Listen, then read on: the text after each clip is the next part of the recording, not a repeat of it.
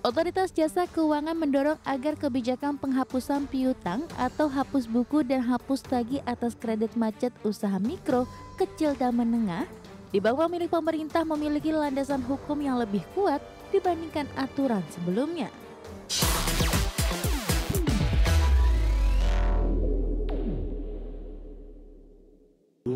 Otoritas Jasa Keuangan memastikan kebijakan hapus buku dan hapus tagih kredit macet UMKM di bank-bank pemerintah akan diperkuat agar lebih efektif. OJK menilai aturan ini penting agar penyihatan kredit bisa berjalan tanpa menghambat penyaluran pembiayaan baru. Otoritas Jasa Keuangan mendorong agar kebijakan penghapusan piutang atau hapus buku dan hapus tagih atas kredit macet usaha mikro, kecil dan menengah di bawah milik pemerintah memiliki landasan hukum yang lebih kuat dibandingkan aturan sebelumnya.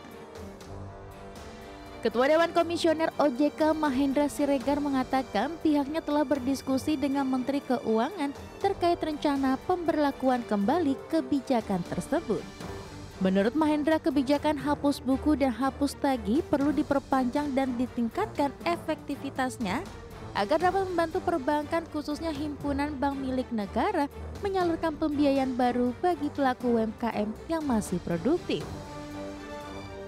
Kami telah melakukan diskusi dengan Menteri Keuangan dan juga telah menyampaikan usulan-usulan mengenai bagaimana melakukan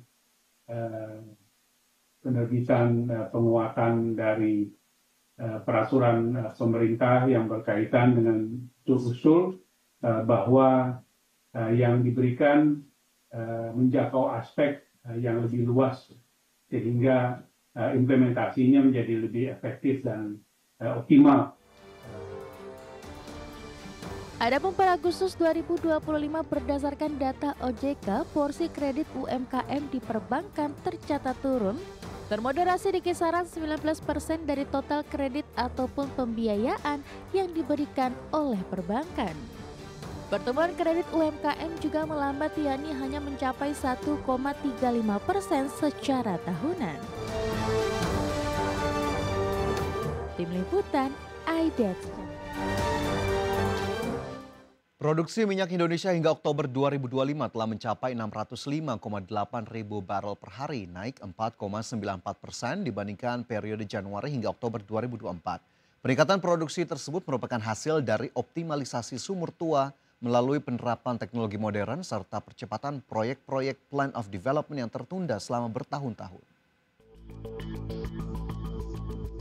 Dalam rapat kerjasama dengan Komisi 12 DPR RI, Menteri SDM Bahlil Lahadalia menyebut produksi minyak Indonesia hingga Oktober 2025 telah mencapai 605,8 ribu barel per hari, naik 4,94% dibandingkan periode Januari hingga Oktober 2024. Capaian tersebut menjadi sinyal positif di tengah tantangan alamiah sektor hulu migas, terutama karena banyak sumur tua yang membutuhkan investasi tambahan agar tetap produktif. Menurut Bahlil, peningkatan produksi tersebut merupakan hasil dari dua strategi utama, yakni optimalisasi sumur tua melalui penerapan teknologi modern, serta percepatan proyek-proyek Plan of Development atau POD yang tertunda selama bertahun-tahun. Selain itu, pemerintah juga tengah mempercepat lelang wilayah kerja migas lebih dari 70 cekungan, serta memberikan legalitas bagi 45 ribu sumur rakyat untuk mendorong produksi dan menciptakan lapangan kerja. Yang kedua, kami juga laporkan bahwa dalam APBN kita untuk produksi minyak kita di tahun 2025 itu sebesar 605 ribu barel per day, dan kami laporkan di forum yang terhormat ini sampai dengan bulan Oktober kita sudah mencapai 605,8 ribu barel per day. Capaian lifting minyak hingga Oktober tercatat telah melampaui target lifting minyak dalam APBN 2025 sebesar 605 ribu barel per hari. Jakarta, Tim Liputan, IDEX Channel. Kementerian Energi dan Sumber Daya Mineral menegaskan saat ini pemerintah fokus pada penindakan aktivitas pertambangan tanpa izin di berbagai daerah. Salah satu fokus penegakan ada di wilayah Bangka Belitung dan sekitar ibu kota Nusantara.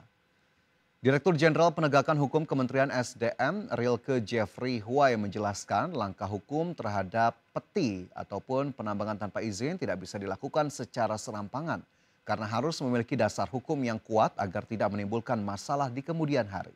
Penindakan tambang ilegal tidak hanya menyasar timah dan nikel tetapi juga komoditas lain seperti batu bara. Rilke juga menyinggung adanya temuan di wilayah sekitar Mandalika, Nusa Tenggara Barat yang sempat disebut dalam laporan Komisi Pemberantasan Korupsi. Semua tambang yang dalam hutan, yang bukaannya tidak setelah di-overlay, tidak masuk dalam kawasan hutan, dilakukan penindakan. Terdekat, sudah Bangka Belitung. Sekarang kan lagi dinyatakan di Kalimantan Timur. Itu ada sekitar 6.000 ton, itu kita koordinasi. Kita siapkan tim bersama juga untuk mendampingi sampai untuk melihat kemungkinan mengenai penindakan. Sekitar IKN juga. Ketua Badan Anggaran DPR RI Said Abdullah menanggapi wacana penerapan redenominasi rupiah. Ia mengingatkan kebijakan tersebut tidak dapat dilakukan secara tergesa-gesa dan membutuhkan prasyarat ekonomi, sosial, serta politik yang kuat.